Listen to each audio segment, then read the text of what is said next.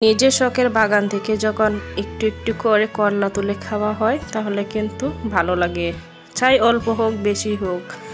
আমি এই ছোট্ট ব্যালকনিতে একটা গাছ লাগিয়ে দেখেন আজকে মাশাআল্লাহ অনেকগুলো করলা উঠিয়ে নিলাম। আর করলাগুলো আমি ভাজি করব, এর জন্য সুন্দর করে স্লাইস করে পাতলা পাতলা করে কেটে নিচ্ছি। ভিডিওটা অবশ্যই আপনারা ধৈর্য সহকারে দেখবেন, আশা করি ভালো লাগবে। আর সবাই আমার চ্যানেলটা যারা সাবস্ক্রাইব করেননি প্লিজ সাবস্ক্রাইব করে দিবেন আপনি, আর বেশি বেশি করে কমেন্ট করে দিবেন। আপনাদের একটা লাইক কমেন্ট আমার প্রতিটা ভিডিও করার জন্য আগ্রহী করে দেয়।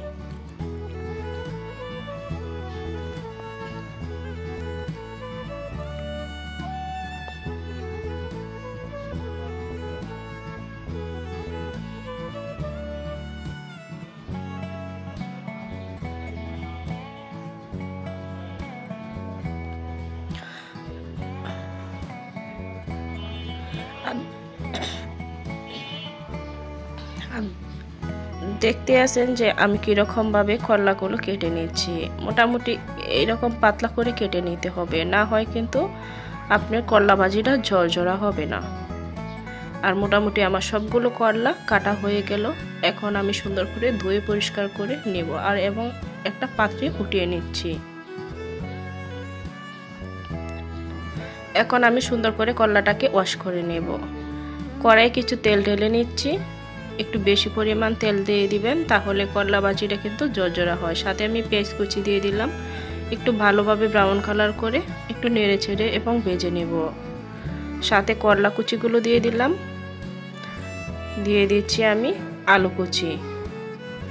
সামান্য একটু আলু দিলে কিন্তু করলা ভাজিতে খেতে ভালো লাগে আর তিতাটা খুবই কম লাগে। আর ভালোভাবে আমি নেড়ে চেড়ে সুন্দর করে আমি ভেজে নেব। আমার প্রতিটা টিপস অবশ্যই আপনারা ফলো করবেন, আশা করি ভালো লাগবে। আমি লবণ আর হলুদের গুঁড়ো দিয়ে দিলাম, সামান্য একটু জিরার গুঁড়ো দিয়ে দিলাম, আবার অল্প লবণ দিয়ে দিলাম। সব উপকরণ ভালোভাবে সুন্দর করে আমি নেড়ে ছেড়ে দিচ্ছি। আর ভালোভাবে সবটা মশলার সাথে লাগিয়ে দিতে হবে। আর বেশি পরিমাণ হলুদ দেওয়া যাবে না, তাহলে কালারটা সুন্দর লাগবে না, খেতেও ভালো লাগবে না। আর শুকনো মরিচের গুঁড়ো আপনারা দিবেন না। আর ঢাকনা দিয়ে কিছুক্ষণ ঢেকে রেখেছি, তাহলে একটু হালকা সিদ্ধ করে নেব, বেশি দিব না। 1-2 মিনিট আমি একটু ঢাকনা দিয়ে ঢেকে রেখেছিলাম, আবার 1-2 মিনিটের জন্য আবার ঢাকনা দিয়ে ঢেকে রাখবো। ঢাকনাটাকে 1-2 মিনিট পরে সরিয়ে নিলাম। আর দেখতেই পাচ্ছেন আমার করলাটা কিন্তু আপনি কীরকম ভাবে সিদ্ধ করে নিলাম দেখতেই পাচ্ছেন। এখন কিন্তু আর আমি ঢাকনা দিয়ে ঢেকে দিব না, তাহলে কিন্তু সিদ্ধ হয়ে করলাটা ঝরঝরা হবে না, ভেঙে যাবে।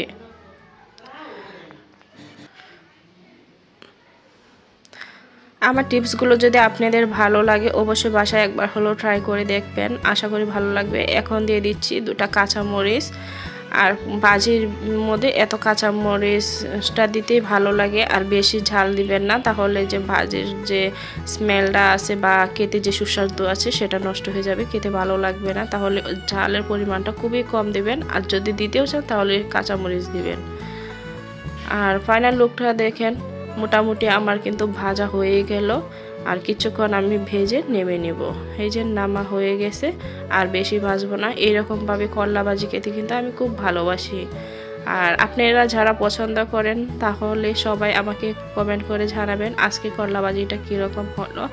সবাই বেশি বেশি করে ভালো থাকবেন আর আমাকে বেশি বেশি করে ভালোবাসা দিবেন। আপনাদের ভালোবাসার জন্য আমি সব সময় উৎসাহিত হয়ে থাকি। সবাই ভালো থাকেন। আসসালামু আলাইকুম।